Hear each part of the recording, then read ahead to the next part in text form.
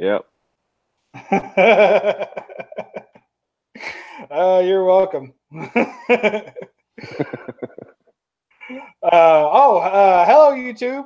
This is BUB'S Comics coming at you with the No Faces Comic Chat. And tonight we are the recased comic cases. So, there we go. Well, first, let's start off by saying hello, DS Comics. What's up, man? Good to be here. Glad you are here. We've got a no-show for tonight. That would be Roger.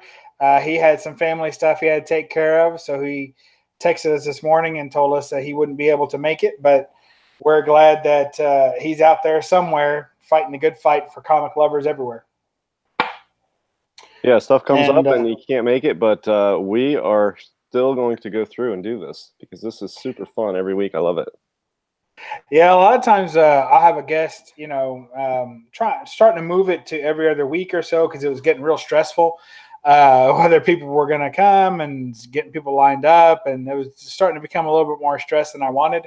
So, so I thought I'd back off that and just go to like every other week or so, having a guest or as people request and stuff like that, which I've really enjoyed the guests so far. And it helps with stuff like this every now and then. If one of us can't make it, then you've got another person there to kind of help out. But I'm pretty sure we can manage. We'll miss Roger, of course. How could you not, right? Yeah, so, we're bringing far less knowledge to bear tonight because I feel like he's the encyclopedia of comic book knowledge. We know a good bit too, but I feel like with him missing, I feel much less equipped to talk about a wide range of comic knowledge. But I feel like the passion is still here. We're just lacking in a little knowledge. So hopefully he'll listen on the replay when he gets a chance. So Roger, you are missed, but the show must go on. That's right. And we can probably help out if anybody in the chat, we got some Go-To Geeks and JPL Flash, Comic Geekdom, and anybody else chiming in, feel free to correct us. Or if you have a book to show, send a picture to me on Instagram and maybe I'll show it. Since we have no topics and nothing to talk about, we're just winging it. Well, first, one of the reasons that I chose our name, the recased comic cases, is of course anyone who collects comics is probably something of a case to begin with. And didn't you, DS, recently have a recase issue with CGC? I thought you might want to share with us. Yeah, I've used CGC for several years now, and I use them exclusively. I'm always really happy with them. The resale value is the highest. The cases are the best quality these days. I mean, I'm just super happy with CGC overall. I mean, the Newton ring thing is sort of an issue. I'm not thrilled about it, but I don't get as fired up as a lot of collectors about the Newton rings. That rainbow sort of oil slick that looks like it's on the books, even though it's just on the plastic. But yeah, recently had an issue. I sent 8 Golden Age horror books into them to get slabbed. And when they came back, out of the 8, 4 of them had really bad scratches across the front of the cases, like diagonal, right across the case. Really made them unpresentable. One of which I was planning on selling. I already had a sale lined up, so I had to disclose that, and the seller said, well, why don't you get it reholdered and hit me back when you get it fixed. So yeah, that was a little annoying, but I called CGC and talked to them, and the guy I talked to, his name's Christian, and he did a great job facilitating the process of me. I sent those 4 back, and they were going to reholder them for free. They refunded me my shipping cost back to them, and they're not going through the regular reholding process. They're sort of getting fast-tracked, which is not a one-day turnaround even still. But, sometimes, mistakes happen, and, nobody's perfect. CGC obviously is not perfect. And, they're fixing the problem for me for free, and so, I should have those back here soon. But yeah, that was one issue I had. It's not a huge problem, but I mean, I was kind of surprised they sent them out to a customer the way they looked. But somebody made an error there. Hopefully they're addressing that so it doesn't happen again with anybody else getting cases that looked like that. And they're fixing the problem, and they were apologetic. And that guy Christian did a great job communicating with me, facilitating it, and I basically got it squared away. in about 2 hours, just with emails and calls back and forth to him. He was responded instantly to all my questions and concerns. So yeah, I mean, that's the only issue I've had with CGC so far, and they addressed it. So That's awesome. I got to tell you, anybody can have an issue or have a mistake or anything like that. I mean, it happens. The idea of professional grading, in and of itself has a lot of debate to it. But the idea that if you're just looking at the slab itself, something to preserve the case, if you don't care what the grade is, because there's a lot of arguments as to, should books be slabbed at all? And if so, usually one of the main reasons is preservation. And if you're there to preserve the book, then you want to be able to see the book perfectly, at least, whatever the condition of the book is itself. And I think that right now, this is probably not going to be that big of an issue. Most people, it's got a small scratch or something. But if we're grading books right now, then how long into the future until we're grading cases?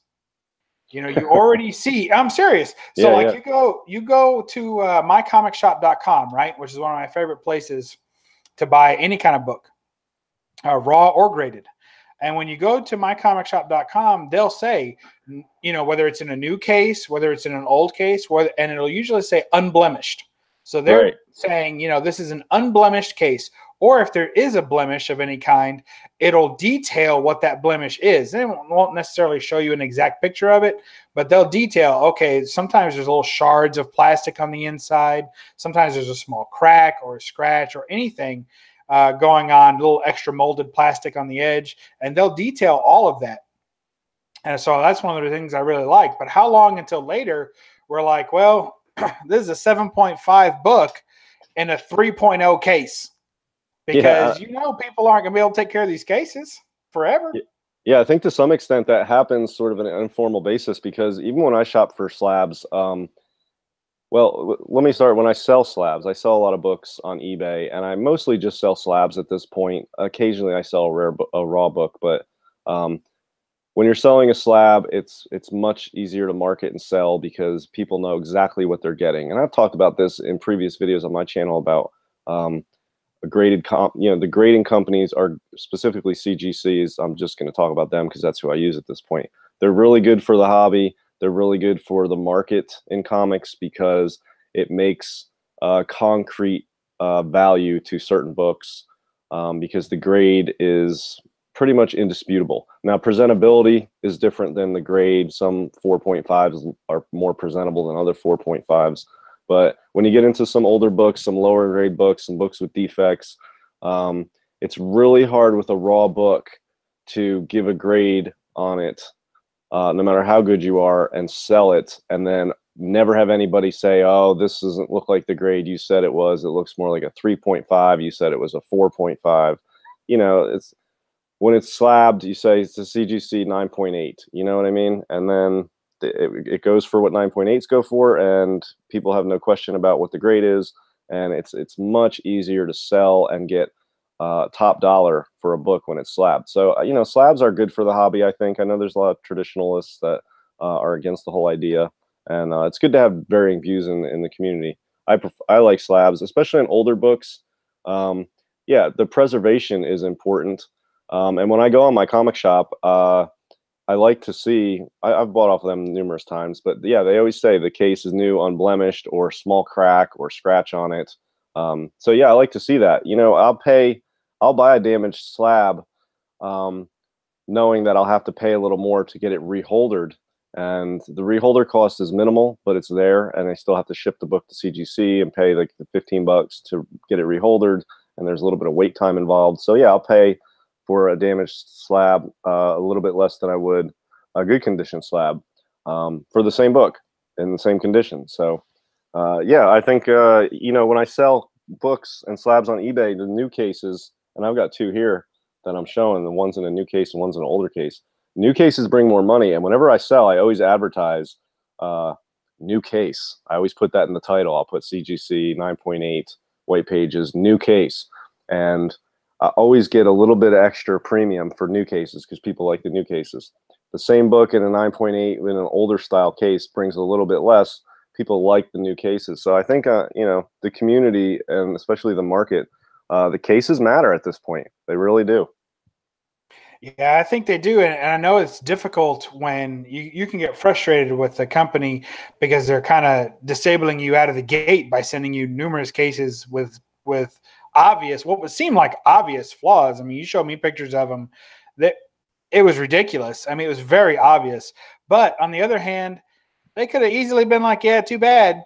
Instead they're doing right. Anybody can make a mistake, but it's what happens after they make the mistake that I think really shows the character of the company. So, when you told me this story, first I was outraged, and then I was like, yeah, you know what though? That's probably the right thing. It actually makes me feel better about CGC now that I know that they would do the right thing after having a little small screw up like that. Yeah, and I'll tell you, the first when I got those and opened them up, I was cursing a little bit to myself out loud about it because 4 out of the 8 were damaged, and you could tell what it was. Like there was a scratch going this way down each one, and it was a pretty deep scratch, and you could tell somebody had taken when they were in the packing department or whoever was doing that. I don't know, somebody new or inattentive or whatever, but you could tell the corner as they were stacking them in the box. They were scraping one corner against the other like this as they were stacking them or lining them up. So you could tell it's exactly what happened. It's the same scratch on all 4. And you know, there's like $4,000 to $5,000 worth of books, and I had waited several months for them. So yeah, I was pretty pissed. So that first email I sent to them, I called, and then they told me just email some pictures and your concerns. And the first email I sent, I don't think was really I tried to be professional, but I think you could read through that I was really upset. But they, yeah, didn't argue with me. The dude, Christian, was like, yep, you're completely right. I completely see the problem. We'll fix it. Let's get this done. So he handled it very professionally. So, you know, everybody makes mistakes, but slabbing is very important. It's an important part of the hobby, and it's an important part of my collection and my selling of books. I flip books. It's not a business. I have a regular job, but I do it to make money to buy comics for my collection. So it was, yeah, it was not fun to open that up after. You know how exciting it is. Everybody who's opened the CGC box, it's like Christmas morning. Love it. It's like the most exciting thing for people who are into slabs. Getting that CGC package is like Christmas morning. It's so exciting. And then to see that, it's just like you're just crushed instantly. But, you know, in the grand scheme of things, I had some plastic cases with scratches on them. They're going to give me new plastic cases. Not really a big deal, but, you know, it is what it is. Well, cool. We look forward to hearing how that goes with the new cases. I'm hoping. Yeah, I should have them back. I don't know. They run them through the process quicker, and they're listed as mechanical error under the status. When you go on a CGC account to check the status of the books, it shows mechanical error is the category, and they're already moving through the process quicker than they would if I just sent in reholders. So, you know, they're addressing it. Hopefully, I have them back in 2 more weeks. It's not a one-day turnaround, even with the error that they're fixing, but you know, I'll get them back eventually. And you know that those books complete my run of Charlton's The Thing, the 1950s horror series by Charlton Comics. And I'm planning on doing a video and showing off all those books. It's my favorite pre-code horror series, so I'm still waiting to complete that. This has been 4 years in the making to get this complete set. I feel like I still don't have the finishing touches on it. So, well, when you get them back, you can have a double-length video. Going for anyone who didn't catch this, explaining why you should have had a video out 4 weeks prior to show them off, because I know we're all eager to see those. Yeah, and actually, I did a little incognito live chat last night. Let me tell you about that. Yeah, so when I went to see it, it said it had been removed by the user, so I don't know what the heck happened. Yeah, I deleted it. I had some books to pack up that I sold, and I was down here, and it was late, and I was off today, so I was just, just hanging out around my books, and I was going through some stuff I had to ship out and pack up, and I just wanted to try the live chat, see how it worked. So I just went live. I figured it out, and hung out. And there's a few people showed up, and we had a good time talking about comics. I showed off some stuff. I showed off all of the issues of The Thing that I currently have, along with a bunch of other stuff, and after it was done, I deleted it. So, Why did you delete it? I don't know. I just it was just like a special hangout for that time. If you were there and participated in it, that's what it was. Um, it didn't feel to me. It wasn't prepped. It wasn't something that was supposed to be like a show or an episode of anything. I was just hanging out. So I listed it as live hangout, and it went live, and some people showed up, so we hung out. So I won't hung out with some people Well, last night here, and that was it. So it's not something to be rewatched. I don't know. I'm kind of weird like that, I guess. Maybe someday I'll do well, live chats and keep them up on my channel, but yeah. well, we as comic collectors hate missing out on a good deal. So if there's anyone out there who's not subscribed to DS Comics, or if you are subscribed and you don't have the notification bell ring the bell. That way, whenever he impromptu goes live, you get a chance to see it, because you may not get a chance to see it on the rewind. So make sure you're subscribed and make sure you've got that notification bell rang. We're going to get his subs up some, because it's one of the, I think, most underrated channels. It's probably my second most underrated channel, I think, on YouTube. There's one other guy out there. He's got a fantastic channel. His name's BUB'S Comics. Just really undervalued. So sub up to him too. If you don't know who he is, you'll meet him. Yeah, both good channels. But, yeah, my channel, I'm at 250 subscribers. I'm not, shooting for like, oh, I can't wait to get more subscribers. I mean, I like when people subscribe and watch and comment, because that sort of validates that what I'm doing is liked by others as well. So I kind of, I enjoy that. That's the whole point of this community, is to share our passion in comics. But I don't freak out about it. I don't, care too much. But I have 250 subscribers, and I've been stuck at that number for a while. And I feel like ever since I switched over to mostly concentrating on Golden Age books, I'm getting fewer views on the videos, and I'm not getting any more subs. And it's not as exciting of a channel that I'm running now, that I'm not, picking up Hulk 181 and doing comic haul videos and doing superhero stuff. So it's sort of not as mainstream of a channel as it was when I first started it. Probably about 8 or 9 months ago at this point. I started early in the year. But the content is what I really love, and it's my true passion in comics is Golden Age stuff. So that's just what I'm focusing on now. But yeah, I've sort of moved to the fringe, I feel like, because I'm getting far fewer views and not getting any more. My subscribers have just stopped. Nobody else is subscribing. So, I feel like now the people who subscribe or watch or comment, really, for sure, there's no question they dig what I'm showing and talking about, because it's Golden Age stuff. So you're not going to see, superhero stuff on there like Spider-Man or, Fantastic Four, Avengers, stuff like that. Well, I got to tell you, when you move in, talking about the fringe, the Golden Age collection is not something that everyone is going to know enough even to appreciate. And whenever you're moving away from the superhero stuff, you're probably, I think, if the goal was 1,000 subs and you had 250, there's probably a good, I tend to feel that same 1,000 subscribers, other than brand new, and I'm not knocking these channels at all. I've enjoyed these channels at different times, and even now. But like We Love Comics and even Reggie, really, now, as he's kind of maturing as a YouTuber, as a comic book YouTuber, he's kind of, to me, following more along the vein of We Love Comics, in that they're more kind of for new comic collectors and new subscribers, and kind of a how-to, and it's really great, because it's something I could never do. But I really enjoy how much content they put out for people that are new, because I remember when I first started in comic collecting, I did check out We Love Comics channel like all the time. He puts out 3 videos a day pretty much. And Reggie's like that now too. He puts out multiple videos a day, it seems. And then also very informative, but in a different way. So to me, they have the most subscribers because they're not just in with the biggest group of collectors, but also new collectors as well, which, people pick up and drop the hobby a lot. But when they first pick it up, one of the first things you do, right, when you do something for the first time, is you go on YouTube and you see if there's an instructional video, and they're putting out instructional type videos. So I think that's awesome, but that's probably where your bulk of subscribers are.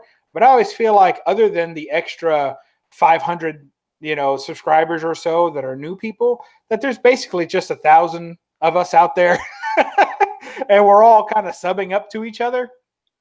And that's pretty much all that there is. There's about 1,000 comic book YouTube in the comic book YouTube community is about 1,000 people, I think.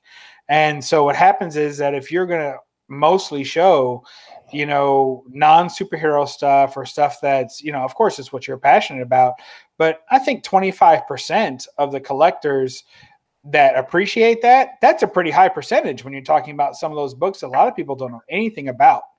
Yeah, I mean, I'm happy. 250 subs. When I started the YouTube channel, I was already watching videos on different channels, and I had no expectations of even having 100 subs. I just figured I'd throw my hat in there and make some videos and see what happened. And I was actually really, if you watch some of my early videos, really unsure about it, and I felt weird doing it, and I felt like nobody's gonna watch this. This is crap, is what I'm thinking in my head while I'm making the videos. But I had some good books, so I figured I would show them, and I racked up a few subs, and then when I got to 100, I was like, wow, this is, people are subbing me up, and then I was chatting with other people, and then I met you, and now I'm doing a live chat on Monday night with you, and yeah, so I just do my own thing. I think people like Golden Age books, but it's not that they're inaccessible. They are expensive, but they're hard to find. There's not a lot of info on them. There's not a lot of modern, like contemporary type stories, movies, news. There's you're not going to go to a comic store, and virtually no LCS has Golden Age comics on a regular basis. I mean, there are some out there, but I would say maybe 5% of LCSs have some legit Golden Age books. So it's just not easy to be into Golden Age stuff, but I think everybody who is into comics appreciates Golden Age art. It's just not as accessible, and it's certainly more expensive. You really have to be committed in sort of a different way to go into Golden Age. You have to accept some restrictions and some lower expectations than a lot of the other stuff. You need to have a good amount of money to pick up 1 or 2 books, and it's not something where you can spend money on small books all the time. So you have to be okay having fewer books. You have to be okay spending a lot of money on one book. You have to be okay with really low grade stuff.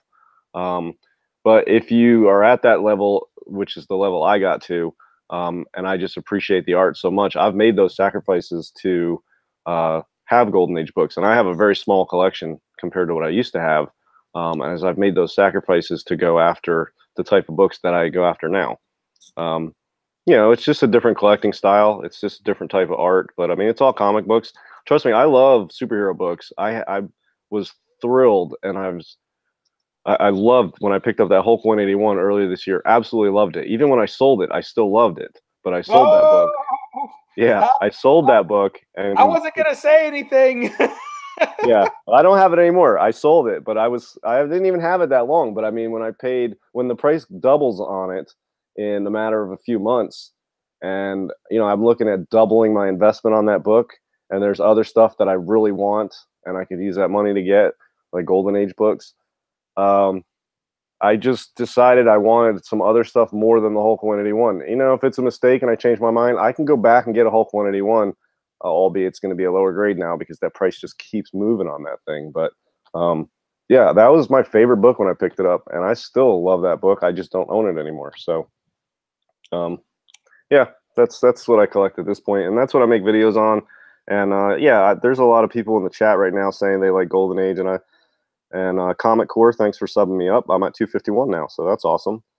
And yeah, JPL Flash, he likes Golden Age. I know he comments on my videos and watches them.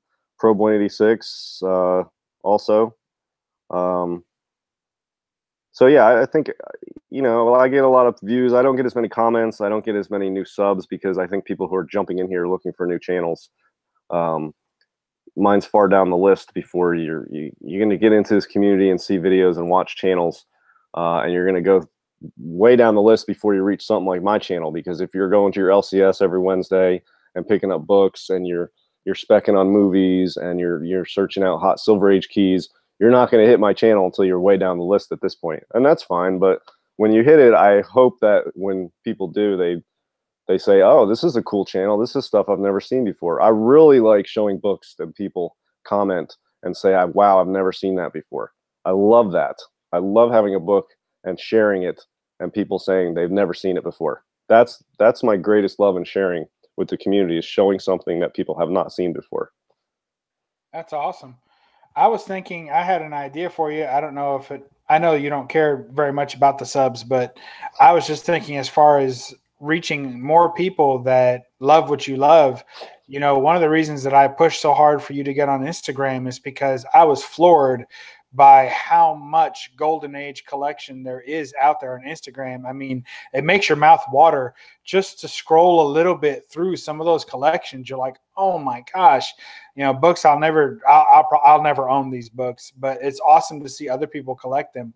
And I don't know if you've told anyone on Instagram that you have a YouTube channel, but if I were you, I'd throw it out there that you've got, you know, that you're a golden age focused YouTube channel. And I bet you pick up 100 people right there that are dying to see what you've been collecting, because your collection is impressive, of course. And the Instagram collections out there where you've seen them, they're absolutely phenomenal. Yeah. When I got on Instagram, I resisted it. I'm not on, look, I'm not a, not to say social. I'm not sort of somebody that wants attention when I walk into a party or a room.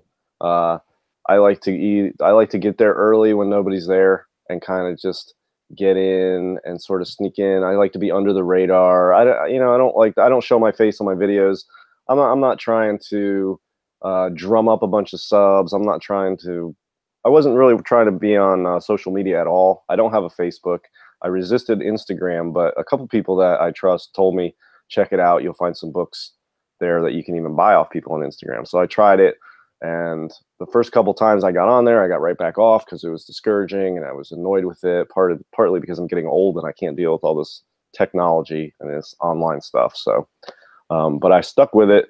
I got on there, and you're right. When I started looking through those collections, I mean, I was blown away by some of these collections.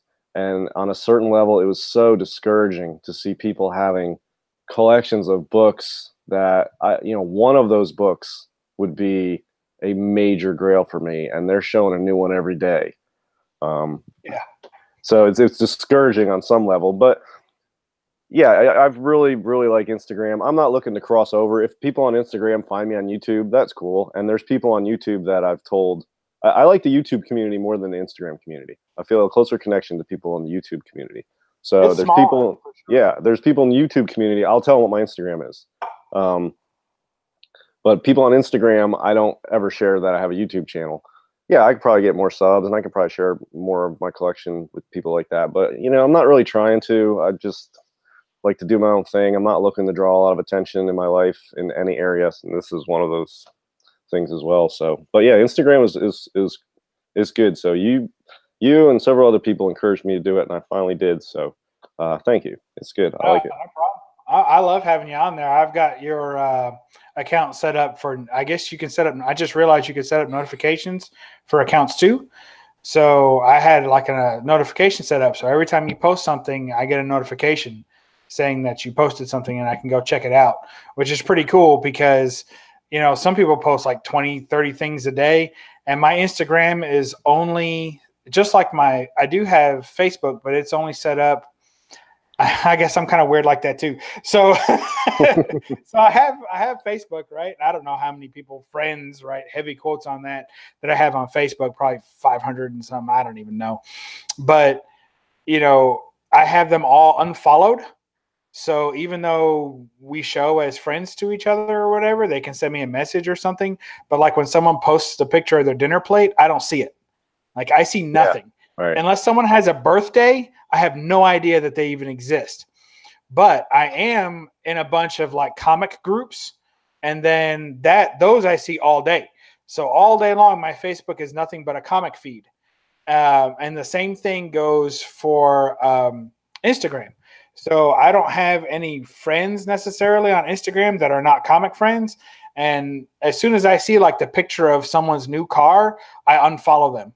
because I don't care at all. Like, and I feel bad sometimes. Like one time somebody had like, I usually have like a 2 or 3 strike rule. There was this one lady and she's a comic book lady. And I was like, okay, that's cool. And she was showing nothing but comics. She, found me first. So I followed her back. And before I follow anyone back, I always look to see that they post mostly comic things. And she was posting all comic stuff. So I was like, all right, that's cool. And then like, I don't know, like a week ago or so, she posted some kind of political comment or another. And I was like, that's strike one. And then like, and then like yesterday, sorry if you're listening, you probably know who you are when I say this, but yesterday she posted like some kind of like weight loss challenge or something. And oh, I'm not afraid. Usually I'm afraid to show my body, but this time, so she took like a selfie in the mirror or something, a before and after selfie. And I didn't even wait for a third strike. I was like, strike 2 and 3, because it was a before and after picture. And I'm counting that as 2 pictures, not of comics. So you're out. So Nice. Oh, so I can see why you're getting some thumbs down on your YouTube, because you're doing things outside the YouTube community to get people to hate you, and they're coming over out of spite and giving you thumbs down out of spite. So now I understand. But yeah, I hey, get that.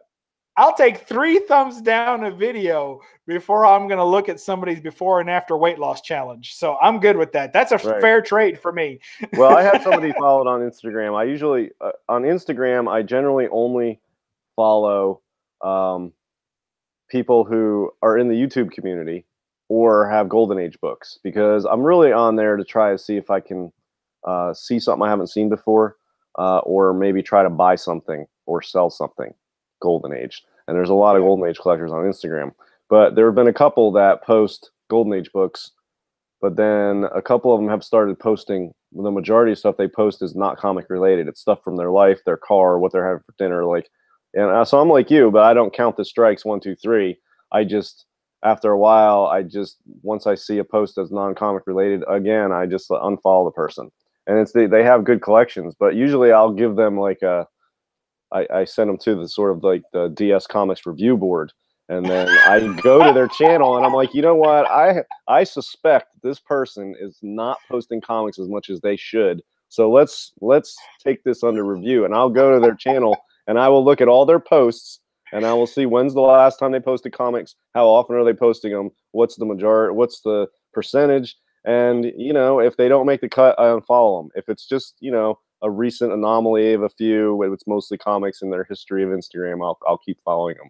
But yeah, so I've unfollowed a couple people on Instagram that way. I don't unfollow anybody on YouTube because there's a lot of collectors out there and part in the YouTube community that I don't watch their videos all the time, but I check in with them from time to time, and I'll watch videos, and I don't always comment. I try to watch as many as I can. I don't always have time to comment. Sometimes I watch them on a break at work or whatever. But I'll check in with most everybody on YouTube that I'm following from time to time, even if I'm not watching their videos on a regular basis, even if it's stuff I don't collect, because I feel like it's more of a community. Instagram, I don't know, maybe it's just the Golden Age collectors and Instagrammers that have Golden Age collections. There's a little bit of a hustle to that genre, that category on there. People are trying to one up everyone with the grade or the rarity of a book they got, and they're trying to sell books. They're trying to there's a hustle to it and a slickness to it generally in the Golden Age on Instagram to some degree. I still love it. It's awesome books, but it doesn't make me feel, it's not as endearing as the YouTube community, if that makes sense. I feel like YouTube community is more true. There's a little bit of fakeness undercurrent running through, at least on the Golden Age Instagram. Not anybody in particular. It's just that's just how Golden Age books are, though. If you pick up something super rare, you want to show it off and you brag about it. But there's some people that will comment on another Instagrammer's post. Somebody will post a huge pre-code horror book that they got, and everybody will be like, awesome, congrats, looks great, wow, better than the grade, and that's an awesome book. And then somebody will be like, oh, go check out mine, I have a 9.2 of this. You know what, I feel like that's not an appropriate comment when somebody picks up a 1.8 of a huge book that already costs $2,000, and then somebody's like, go check out mine 9.0 of this book that's a $40,000 book. Yeah, all right, so what? You know what I mean? That's how I feel about that. Yeah, I would agree with that, and I don't think it's restricted just to golden age books either. I think that there's a lot of people. It's a little bit Facebooky. It's a little bit. It really does feel like social media, where it's so quick and easy to post something that people don't really think about it. And I think most of the people who are posting videos, I mean, not always the comments in videos, but most of the people who are posting videos, there's some production to it, even if it's that you have to set a towel on your favorite igloo cooler and put a a couple of short boxes up there. It takes me an insane amount of time to set up this little studio, it consists of a table from Walmart with fold-out legs, 2 towels, a long box for slabs, and then a lamp that I can never get the lighting right because there's not enough plugs down here. So just even my little studio, makeshift studio here, takes a while to set up. So there's a commitment, there's a dedication to making these videos. Yes, exactly. You're making a product, no matter how long it takes to make it. You made it; it's yours. So plus, there's a little bit of pride in that. Yeah, when you're doing a YouTube video, I feel like you have to put more of yourself out there. You have to be more open about yourself, sort of. I mean, you have to talk on Instagram. You never have to talk. You just take pictures and you type some comments or whatever. It's very easy to sort of get away without being yourself on Instagram. On YouTube, though, if you make a video, people can hear, your voice. Just hearing somebody talk. I don't show my face, but I don't feel like that takes away from it. And I think a lot of people agree because there's a lot of people who don't show their face. But when you're listening to somebody's voice, putting your voice out there, you can read into somebody's feelings, their thoughts, their mood. It's you're putting yourself out there. And their sincerity. Yeah, exactly. You don't get that. A lot of times when you're texting with someone that you don't know very well, you always feel like, I don't really know what they're trying to say here. Are they being a smartass? Are they making a joke? Are they being sincere? Are they just stupid? If you don't know the person very well, it's kind of an odd time when in the initial texting. But when you can talk to somebody, you kind of get to know what they're about, and well, he wouldn't be saying this, or maybe I already know that he's stupid, but I don't take offense to it, whatever, whatever it is, you know what I mean? It's all good, but you can definitely learn more about somebody. And I guess that's probably an argument for showing faces too, but I don't know. I like it to be about the books. I like looking at books. And for me, looking at some people's faces kind of lowers the experience for me. So I kind of like, I'm not shouting anybody out, but sometimes looking at some people's faces, I'm like, oh man, just put a book up there instead. So yeah, that's why I don't show mine. I'm not trying to lose subscribers. I'm trying to keep what I have. I can't afford to lose any, so I'm definitely not showing my face now. But I think it might have slipped in that live chat a couple times because I wasn't set up like this. I had it behind me where I was working, and I was standing, and it's like, I don't know, above waist level, and I was walking back behind. So I think people probably, that's another reason I wasn't worried about what people will be able to see or anything. I'm very private with my comics and my identity on YouTube, I guess, but probably slipped a couple times. Maybe it was part of that live chat. There's a few people in there, they know more about me in some respects than a lot of people who watch my channel. I'm sorry I missed it. Again, Just keep rubbing it in. JPL Flash says, haha, do I lower the experience for you? Sorry, bub. For you, bub. Sorry, mate. LOL. So, of course, JPL Flash Comics and Geesem shows his face. But I got to tell you, it enhances the experience for me to see his face. My son says that he would make a great villain in a show or a movie because he has this hugely expressive face. And he thinks that he was like born to be an actor. Like he should quit all this collecting and stuff and just go all the way in, and that he could be the next Joker or something like that. He thinks he's great. So there you have it, JPL Flash. You don't lower the experience, but of course, anytime you're on this show, yeah, we're not going to look at that. But for your videos, it's great. There's some YouTubers that have a lot more charisma than I have behind the camera or in front of the camera, I guess. I don't even like having my picture taken, so I certainly don't want to video myself talking. So I just, there's a lot of reasons, but I'm not going to be in front of the camera anytime soon. But it doesn't change my mind when I'm watching a video whether somebody shows their face or not. I like that there's a variety of it out there, and everybody's got their own sort of style that they do their videos, and I dig all of it. So it's all quite interesting. All right, I'll tell you about a little story that I'll share today. So today, I went to the comic shop, my kind of LCS, right? Closest one to me, about 40 minutes away from my house. So I went there. It's the one that I sell to often. And I was like, I don't buy too much over there very often. So I should kind of get some money flowing both ways. Had a big sale to them about a week ago.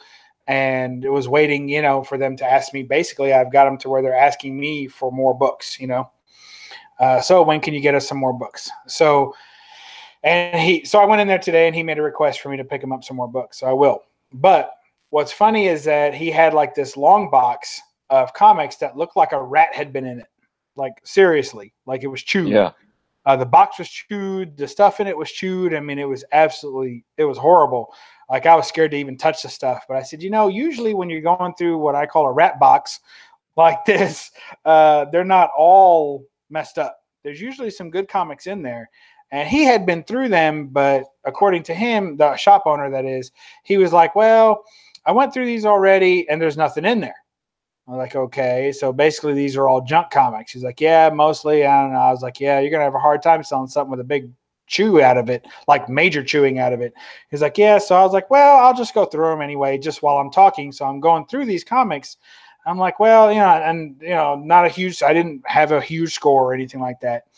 But my idea was just to, I'll pick out some decent ones that I like and just, buy them, whatever we can agree on. So here's one I picked up, UFO in Outer Space is a Gold Key comic. So I like it. I ended up picking up 18 books and I gave him $5. So this one's got a tear in the cover and it's pretty beat up on the side. But anything this old, I kind of don't care about the condition. Well, how old? What year is that from? It's got a UPC code on it. It does. So maybe 80s or something. You're thinking? Was a Gold Key even a thing in the 80s? I thought it was like mid to late 70s.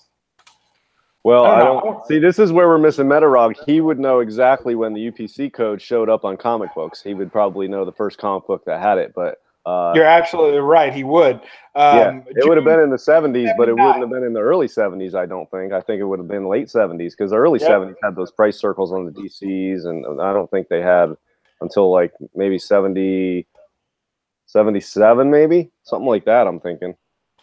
Well, I hope you're happy. I took the book out and it turned to dust. So. Well, this is a good educational experience about brittle pages for everyone out there. 1979. That's June of 79. Okay. So I mean, there you go. I was on cool it. Cover. I like it. Yeah, that's cool. Then I picked up this. And now one thing is I know at this shop is that they don't know their artists. So they don't know their cover artists very well. And that's something very hard to teach. You kind of have to be a collector and just kind of know what you're seeing, So when I saw this book, they don't think anything of it, but I see an Adam Hughes Wonder Woman there. And this was in perfect condition. So no chew marks. It's a newer book. So only the older books were really chewed. All the newer ones were fine. So they must have been using a chewed rat box to hold new comics too, after the rat had been dealt with, I suppose. Yeah. So this is pretty cool. Adam Hughes. I know you don't get into the newer stuff, DS, but I was very happy to find this in there. Trinity 1 of 2. JPL Flash will like that too. Big DC fan with an Adam Hughes Wonder Woman on there. I thought that was cool. Another one I picked up. These are just the main ones. Here was Marvel Team Up starring Spider-Man and the X-Men. Now, I can't remember why this book is on my list, but I think it's an early appearance of Wolverine. Actually, I think this is I'm trying to collect his first 10 appearances along with his what I call pre-publication appearances, and there's 3 of those. In my book, there's 3 of those. So the pre-publication appearances would be each of the advertisement, if you will, that are in the Thor, Thor and the Daredevil books, and the Iron Fist books. So there's a Hulk 181 ad in each of those. So I count that. And then I also count Hulk 179 because he's mentioned at the bottom. So that's like a mention, right? So I count that too. So I guess that's 4. And I also count, although other people probably wouldn't, I count Foom 2, which you don't have to count it, but since we're getting these, you might as well, right? Yeah, I mean, So that counts for what you're doing. I mean, we talked about it before, but yeah, definitely count the Foom for what you're talking about, yeah. Yeah. So then you got this, and I think, and then you got, you got giant size, you got Hulk 180, Hulk 181, giant size X-Men 1, X-Men 94, and then it starts going from 94 right up to 100 or so in order to get the rest of his appearances. But in between 94 and 100, there's actually a couple of other appearances, and I think this is one of them. It's from 76, so it fits the bill of the time frame. But I think this is one of his top 10 appearances. If anybody else knows that, let me know. I'm sure I could look it up, but I haven't had a chance since I got home. And I picked up a couple other comics, but those were the big ones to me that I was really excited about. I'll show the rest off in a haul, I'm sure, this week. But those are the ones where I was like, yeah, now we got something, right? Finally made a big score on some of this stuff. Here's a couple of older ones that I picked up. Or actually, yeah, here's 2 older ones that you may like. House of Mystery, number 264. I like that Bronze Age horror stuff. And when it comes to that, cool. I don't care about the condition. The fact that a rat basically chewed that whole side of a book, which this isn't a rat book, but it is beat up pretty bad. That doesn't bother me at all. I think it gives the Bronze Age horror books character. Every crease on a Bronze Age horror book is like another piece of the art to me. I absolutely love it. And then other than a rag copy, as you saved me from a few purchases of rag copies, because it's a fine line. And then this is Charlton Comics, 25 center Billy the Kid comic. So, and that's from 1974. Yeah, that's cool. Who's the artist on that? It's got the signature on the bottom. I couldn't really see it. I think it says Jose something. I can't really read it. It says 73 on it. I'm sure I could look it up and find out. I'm not sure. Charlton66 YouTuber would know who that exactly that book is. But, yeah, and Simon Comics is here too. I think he collects a lot of those as well. So, oh yeah, he is here. Yeah. So cool. But anyway, so I just thought I'd show a couple of books since I had that same book showing the whole time, the UFO book.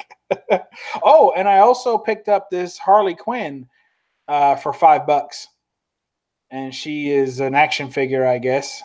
But one of the most disturbing things about this action figure, I might have to put a PG-13 rating on this, or a PG whatever they do. They do an over 18 warning. But like she has all the normal action figure stuff, she can move her hands, but what's really cool also is her wrist is also articulated. Oh, that's pretty cool. neat. So you can go like, hey, Mr. J, and all that stuff. And then, but then she does this.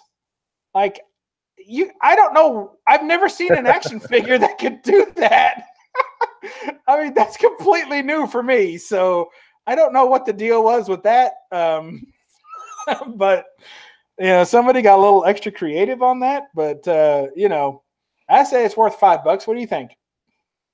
Yeah, I mean that's a cool figure for $5. Yeah. Sure. I mean figures cost a lot of money, and stuff like that I'll pick up for pretty much anything under $10 is worth picking up if you like it, whether it's worth $10 or not. If it's under $10 for me, I mean like that's cool. It's under $10, I'll take it. You know what I mean? It's if you're getting something cool for your place or your collection or something, just some little knickknack or like an action figure or something that goes with your comics, for under $10 is worth it. I usually don't even worry about it if it's just under $10.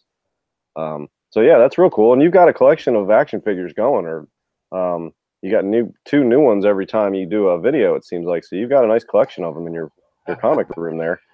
Yeah, the comic room / collectibles room is definitely I think if you counted each collectible, it would be close to at least a number of comics I have showing. Now, I know I have, over almost 2,000, almost 3,000 comics put away.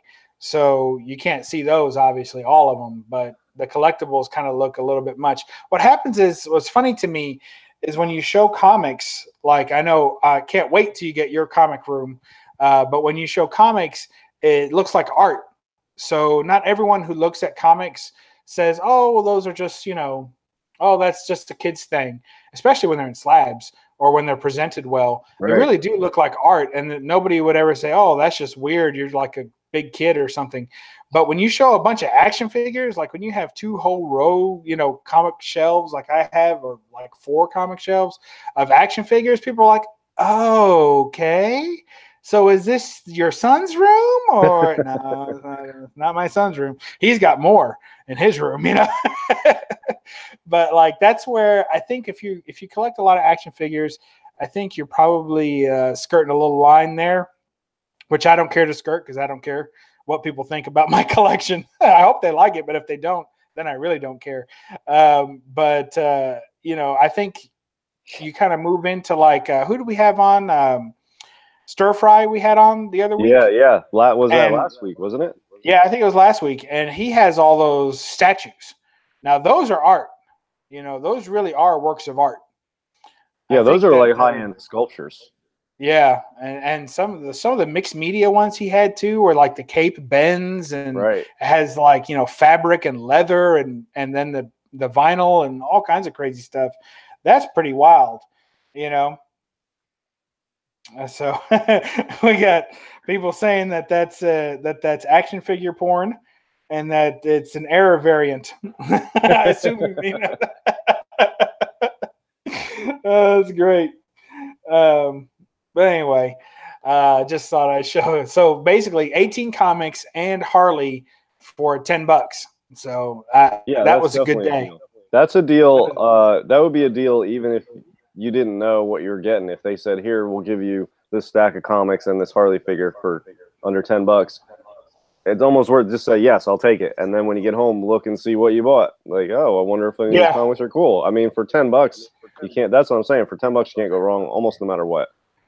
But yeah, you yeah. got some cool stuff in there. That bronze horror and this Charlton alone are worth $10 easy.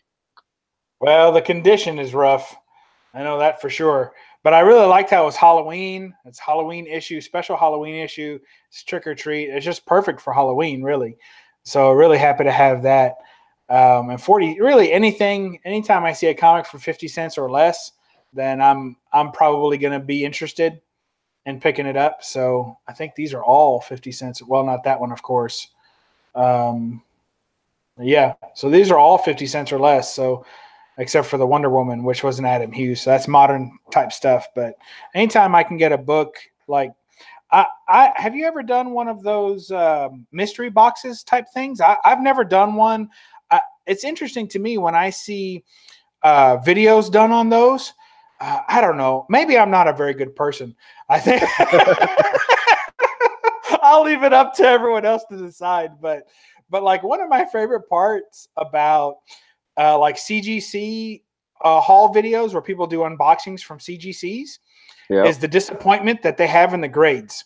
Like it's like a little dark little corner of my heart is like, aha, you shouldn't have slabbed that one, Well, it's the or same reason people slow down when there's a car wreck and they want to slow down and rubberneck and watch it. yeah. And in NASCAR, people don't want to admit that it's exciting when there's a crash in a NASCAR race or a fight in a hockey game. I think everybody sort of has a little dark corner where they sort of appreciate that type of thing. So I get where you're coming from. I don't watch the videos for that, but I when it happens, it's sort of Oh no, memorable and yeah. it's exciting to see when it It's happens what because makes the it happens to video. you. You can I think it's because people can relate to it because it happens to Oh you yeah. and you see it happen to somebody else and you see how they react to it and what happened to them and you can relate because stuff happens to you in your life like that. Everybody can relate to it and it's real and it's gritty. I know what you're saying. Yeah. Yeah. Well, that's how I feel sometimes. I can't help Yeah, I'll I tell you the can't help it. mystery boxes though. I don't collect modern comics, and there's two types of mystery boxes in life, not just in comics.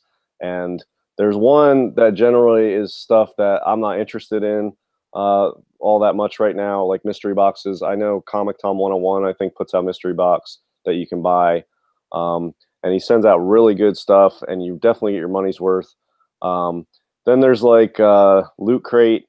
I I'm not sure if you get your money out of that or not, because a lot of that stuff is stuff that I wouldn't buy or collect, so I'm not sure what it's worth, or I think people are generally pleased with like Loot Crate type stuff.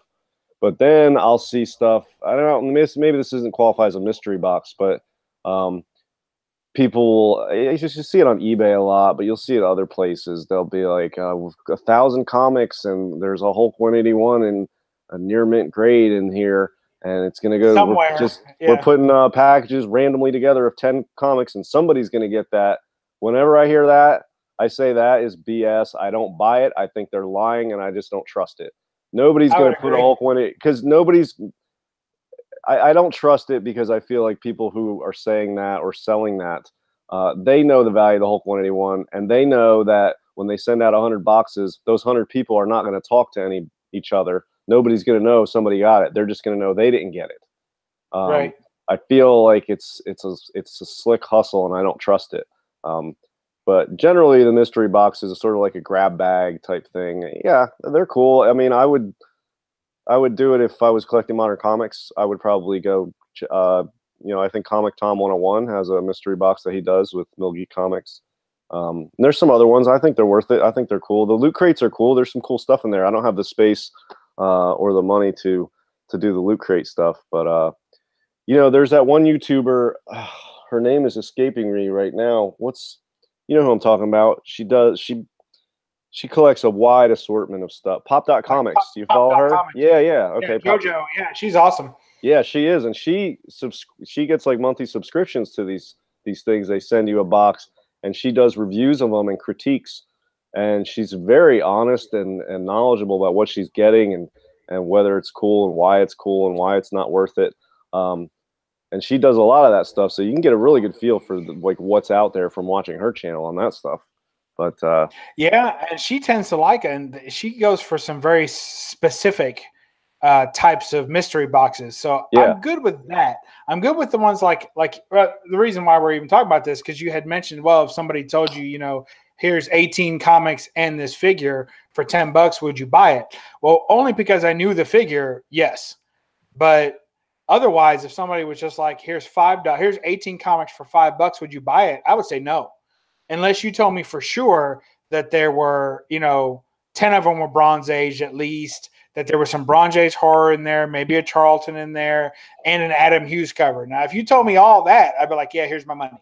well, But there's what you're my paying for selection's so fine, and I don't want to waste it on yeah. on Well, that. there's people like to be surprised and have like a present and a surprise, and then people also like to get what they pay for, and sometimes one of those trumps the other. And when the surprise aspect trumps the other one, then you will buy a mystery box because it's the excitement of not knowing what you're going to get. It's a surprise. It's sort of like buying a scratch off lottery ticket. Um, Yeah. but if you are just strictly trying to get what you're paying for and get value, mystery box is probably not the way to go most of the time. Sometimes it is, and No. sometimes it isn't. But there's that surprise element, and that may or may not be a winner type thing. And some people are more gamblers than others. I like both in different aspects of my life, but for comics, I generally like to put out money, and I'll pay more for something, but I want to know what I'm getting for my money, so I don't buy mystery boxes or surprises. I agree, because then you're looking at it kind of, to me, I'm still more of a hunter, and that's like a gatherer, like Okay. I still like to hunt. So I get that same experience when I dig through a dollar bin. It takes time, but I'm willing to put in the time. It takes work and aggravation sometimes, but I'm willing to do that in the hopes that I'll find something I'm really happy with. And in the end, I've only paid for what I wanted. So it's a total win for me, Yeah, you're given getting that I the have the surprise time. because when you're flipping through and hunting and looking through dollar bins or long boxes, you never know what that next one's going to be when you got your fingers across the top of that row of books and you're flipping through and sometimes the one gets stuck and it takes you a second. You're like, what is this one? This could be it. And then you see a run coming, or they're out of order run in a long box of a dealer somewhere that just has back stock. That's the best. The most exciting is those out of order runs where there's a big key that may or may not be in there. Because if they're in order, it gets skipped. But when they're out of order, you could be any one of those, or it might not be there at all. Those are always the most exciting thing to me with flipping through long boxes, is those out of order runs that have keys in them that quite possibly could have ended up in these boxes that are going for $1 each. Yeah, and if I don't find anything that I want, even in those long boxes that you go through like 20 long boxes, and I don't find anything that I want, which rarely happens, unfortunately, then at least the only disappointment that I have is that I wasted my time. But I walk away with all my money, so that's still a win, you know? Yeah, that's true. That's true.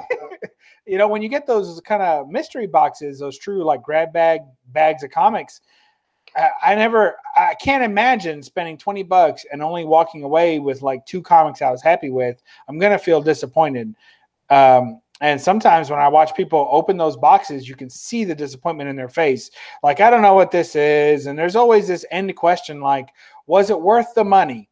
Well, like you said, and I think in some cases, the items in there are valued over what you paid for them. Okay, great. But is it valued to you worth that money? And I think most people are like, no.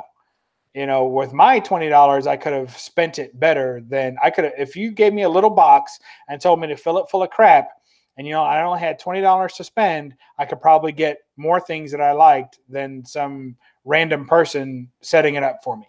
Yeah, that's true. You know, another channel that does done some of these mystery, it's not really a mystery box, sort of related, is Comicholics.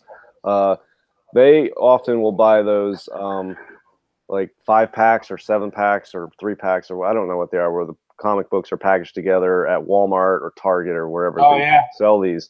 And they will not open it. They'll bring it home, and then they'll open it and they'll do a video on it and show what they got. And almost invariably, I think the viewers and them, they will agree that it wasn't worth it. But, you know, I've commented before and discussed that with them, and they don't have any expectations that they're getting their money's worth out of it, but it's fun and they like the excitement of it, and it adds to sort of their relationship and the YouTube community because they share it with everyone in a video. And then it also is informative because this is the type of stuff you get when you buy these type of items. So yeah, and I'm good with that as long as you're getting something out of it, especially people who have YouTube channels, because it makes a show, right? It's something to show off, it's something to do on your channel. And for $6, nothing wrong with that. You know, I'd be lying if I didn't say, I'll pick this up. It'll at least be worth showing. You know, I've done that a couple of times and saying, you know, well, here's something I can talk about and inform the community about what I found and why and how this went. You know, so sometimes I look at that value as well, the kind of outside YouTube value of it, which is something that I didn't have before. But I don't have too much in my collection that would represent that. Most of it is just stuff I like, and I never have found. I've yet to find someone who could spend my money better than me. That's how I feel. All right, guys. Well, what do you say? We close up shop a little early tonight and go see our people. And you can be waiting for Mrs. DS in the kitchen for once instead of in the basement. Yeah, she will be so surprised when she comes home and I'm already like, you know, completely done and cleaned up and everything. Let me just throw out there before we finish. I made 2 videos today. So 3, I thought. Did I make 3? I think I only made 2. Oh, is it just 2? Oh, I watched them both. They were good. I didn't comment because I was driving. But yeah, I just threw the plug out for my own self. I picked up some cool Golden Age books, so I did a video on that. And then I was just looking at some prices for Amazing Fantasy 15. Not to buy one, obviously. I can't afford that book. I'm not interested in getting it, but I just did some price research and did a quick video on that. So a couple interesting things I put on my channel today. So if anybody wants to check them out, that's cool. And if you don't, that's cool too. I really loved your take on the 0.5 AF-15. I thought that was fantastic. And then I also liked the Bernie Wrightson Spider-Man you showed off in the other video. You knew I would love that. Oh, yeah, dude, I just found out about that. Like, I didn't even know that book existed until like a few months ago, and I sort of put it on my back burner to just pick up sometime, and I just went and picked one up. They're cheap. I was just flipping through it. I haven't read it or just flipped through it randomly, but It's pretty badass inside. Yeah, I'm gonna get one. It's definitely on my next purchase order. Yeah, I didn't So even know it was a thing. I didn't And know then either, but it's absolutely beautiful. I did some research on this one real quick. This is the Frank Frazetta. I showed this in the Yeah, video I did earlier today. So you saw this one, right, Bub? yeah, that was the one that was originally meant to be a more horror-driven scene, right? Yeah. So I did some research because I knew it was something like that, and it turns out um, that this was originally intended to be a cover for a Famous Funnies issue uh, illustrating Buck Rogers beating up a gang of much more horrific figures. But it was considered too violent for that book. So Bill Gaines for EC bought the image and asked Frank Frazetta if he could repurpose it to this comic, and he did perfectly, and put it on here. Um, Wow. so Frank Frazetta did a whole completely different design. It was meant to be sort of a sci-fi horror Famous Funnies Buck Rogers cover, and he just changed it over to sort of a 2001 Space Odyssey caveman cover for an EC book. So Russ Cochran later described it as the most outstanding cover ever put on a comic book. So yeah, Wow. I don't know about that, but it's definitely top notch. I think it's been a pretty influential and so definitely an iconic golden age cover by a great artist. But yeah, somebody thought it was the best cover ever put on a comic book. So yeah, there you go. A little extra research I did on that book. That's awesome. Thanks for sharing it. And check out everyone in the chat or whoever's left watching on the replay. Check that out on his channel. It's really, really quite good. Good stuff. Great stuff as always. All right, man. Well, we'll shut it down and tell everybody out there in YouTube land, thanks for joining us. And read a comic and do your homework, DS says, right? Always do your homework. All right. Thanks, guys. Talk to you later. All right. Bye. All right. Bye.